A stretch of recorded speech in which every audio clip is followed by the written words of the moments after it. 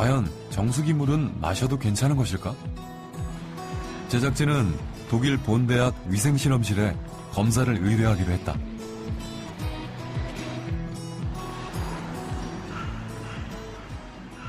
이 대학의 수질 분석실. 국내에서 가장 많이 이용되고 있는 정수기를 직접 공수해 갔다. 국내 정수 방식의 80% 이상을 차지하고 있는 역삼투압 방식의 정수기. 현지에서 직접 정수기 물을 받아 검사하기로 했다. 정수기를 거친 물의 수질뿐만 아니라 물속에 함유된 성분까지 분석하는 검사. 특히 제작진이 주목한 것은 미네랄. 과연 정수기 물과 미네랄과는 어떤 상관관계가 있을까?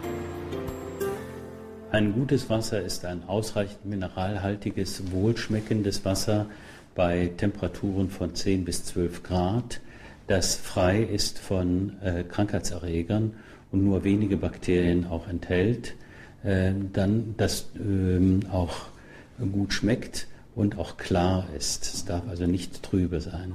Das sind die Grundanforderungen, die wir haben an ein gutes Trinkwasser.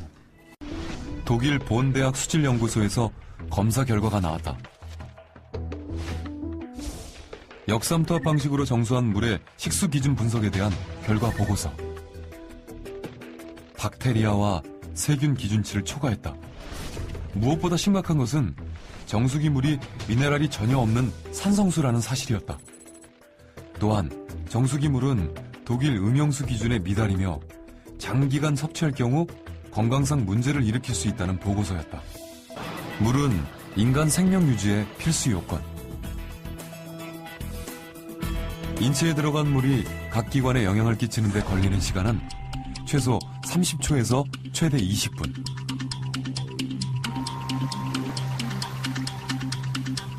이때 가장 중요한 역할을 하는 것은 미네랄. 물속에 녹아있던 각종 미네랄이 혈관을 타고 흘러 인체 각 기관이 제대로 작동할 수 있도록 하는 것이다.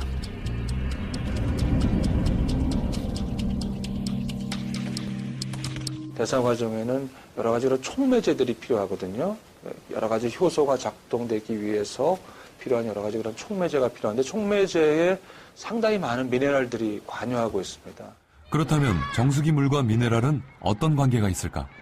우리가 물을 마시면서 우리 건강에 어떤 영향을 받는지에 대해서 좀 더 알아보려고 합니다. 나는 정수기 물을 주로 마신다 하는 사람 손 들어보세요. 도시의 한 초등학교 6학년 교실. 31명 중 68%인 21명의 아이들이 정수기 물을 마시고 있었다. 이들은 가정에서뿐만 아니라 학교에서도 정수기 물을 먹고 있었다. 이들에게는 정수기 물로 조리된 음식이 제공되고 있었다.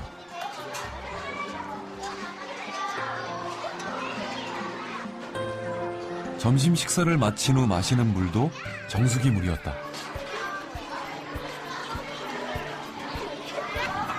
정수기 물을 주로 마시는 도시학교 아이들.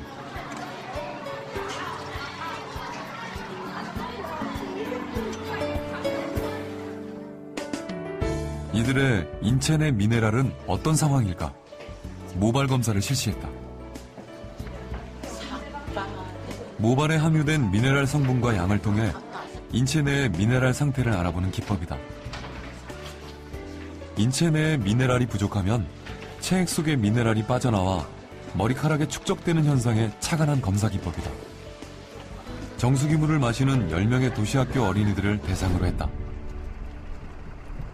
또 다른 학교. 정수기를 사용하지 않고 농촌 지역 초등학교를 찾았다. 그냥 먹거나 끓여서 먹는 친구들 손 들어보세요.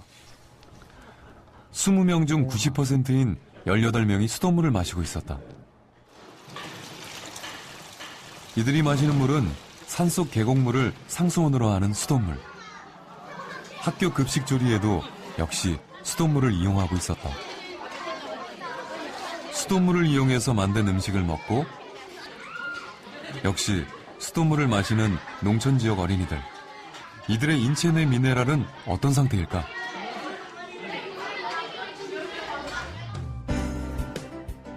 이들을 대상으로 역시 모발 검사를 실시했다. 검사 대상자 숫자와 방법은 도시학교 어린이들과 동일한 방식이었다.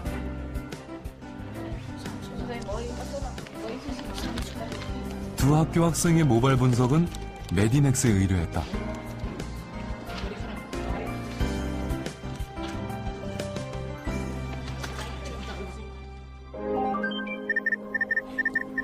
결과는 놀라웠다. 도시 초등학생의 경우 10명 중 6명이 칼슘 부족 현상을 보였다. 반면 농촌 지역 학생들은 1명을 제외한 나머지 9명은 정상치였다. 마그네슘 부족 현상도 확인됐다. 도시 학생의 경우 7명, 농촌 학생은 5명이 마그네슘 부족 현상을 보였다. 왜 이런 결과가 나왔을까?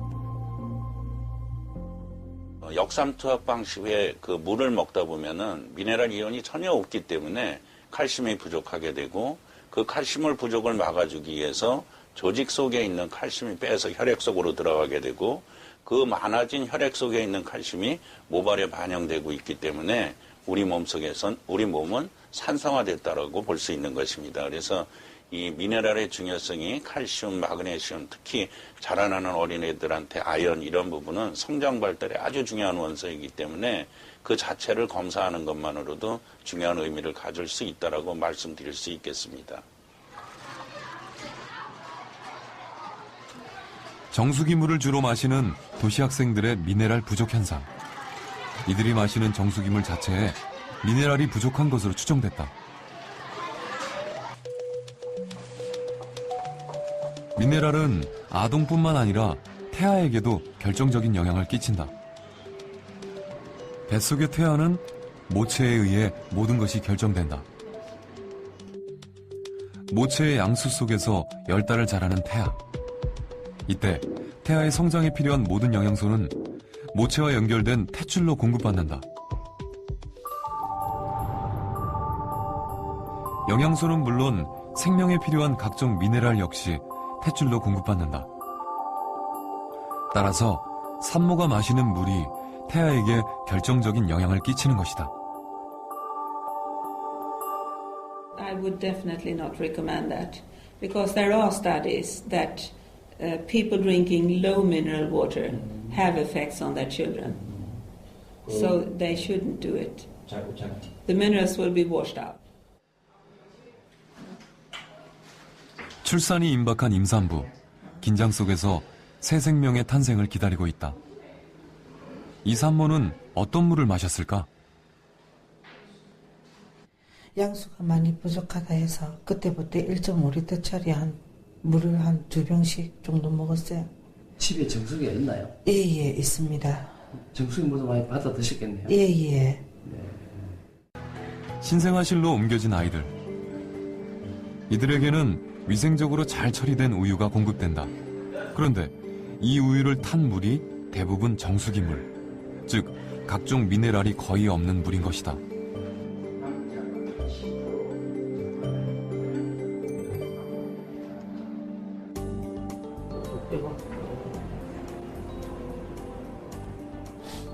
소아과 전문의인 김용원 박사.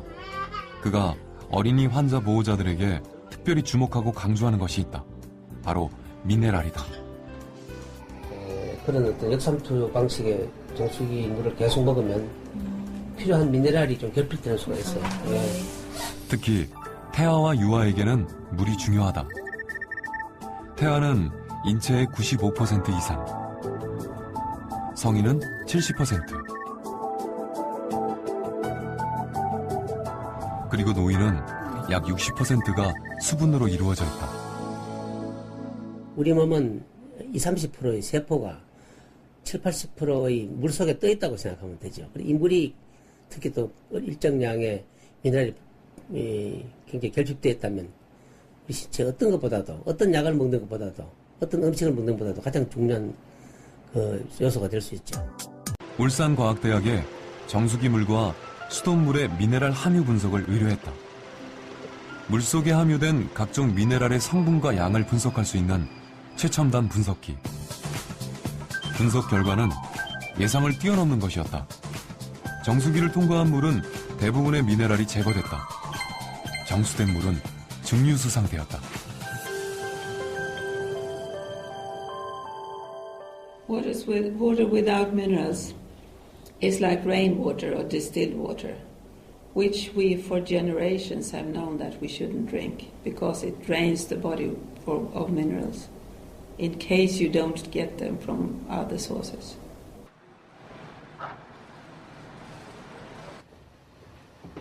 미네랄이 없는 정수기 물은 생명체에 어떤 영향을 끼치는 것일까? 미네랄과 질병과의 관련성을 알아보기 위해 동물 실험을 시도했다.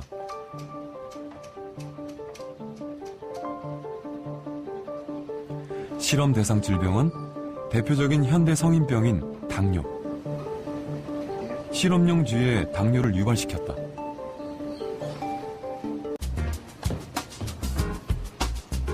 이렇게 당뇨가 발생한 생쥐를 세 집단으로 나눈 다음 각기 다른 물을 공급해보기로 했다. 한 집단엔 정수기물, 다른 집단엔 당뇨에 효과가 있다는 크롬이 함유된 물, 그리고 나머지 집단엔 미네랄이 풍부한 심층수를 공급했다. 실험 기간은 한 달 정도 잡고 있는 거고요. 그 다음에 일주일 간격으로 이 혈당을 측정하게 됩니다. 그러면 한 4번 정도 측정을 하면 과연 우리가 투여한 이 물질이 혈당 강화 효과가 있는지를 어느 정도 예측을 하게 됩니다.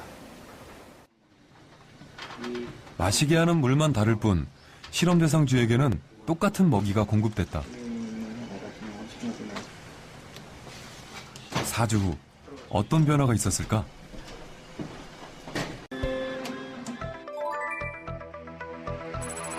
역삼투압 정수기 물을 먹은 쥐의 혈당치는 오히려 높아져 있었다. 반면 크롬이 함유된 물과 미네랄이 풍부한 물을 먹은 쥐의 혈당치는 떨어져 있었다. 차이의 원인은 미네랄이었다. 그 미네랄이 그런 췌장이라든가 그런 우리 세포 그리고 여러 가지 효소에 영향을 미치기 때문에 그 당 대사 그리고 그 인슐린의 그 저항성 이런 부분에 긍정적인 영향을 미치기 때문에 그 혈당 저하가 나타나게 됩니다. 미네랄이 부족한 물을 오랫동안 마실 경우 어떤 현상이 발생할까? 최근 이 병원엔 다양한 증상을 호소하는 환자가 늘고 있다. 까닭 모를 두통과 불면증 등으로 병원을 찾은 30대 이묘정 씨. 가정의학과 유병행 교수는 원인도 뚜렷하지 않은 이런 증상에 대해 미네랄과의 연관성에 주목하고 있다.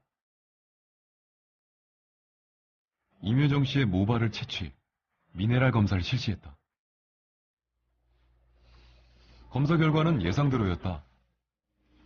이묘정 씨에게 심각한 미네랄 부족 현상이 발견된 것이다. 두통이나 불면증의 원인도 미네랄 부족인 것으로 판단됐다.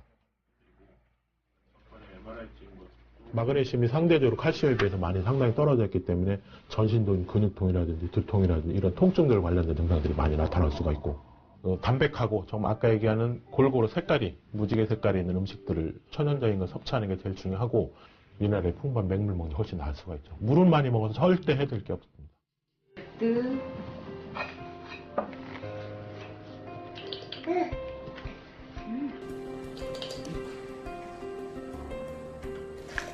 딸에게 먹이는 분유도 이 정수기 물을 이용하고 있다.